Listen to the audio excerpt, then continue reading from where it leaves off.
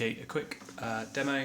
Unfortunately, this is a bass into a small guitar amp, so it's not handling the sound particularly well. So clean.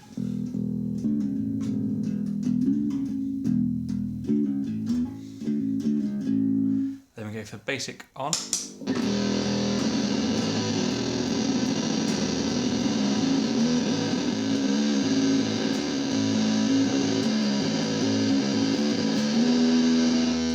And then you got noise.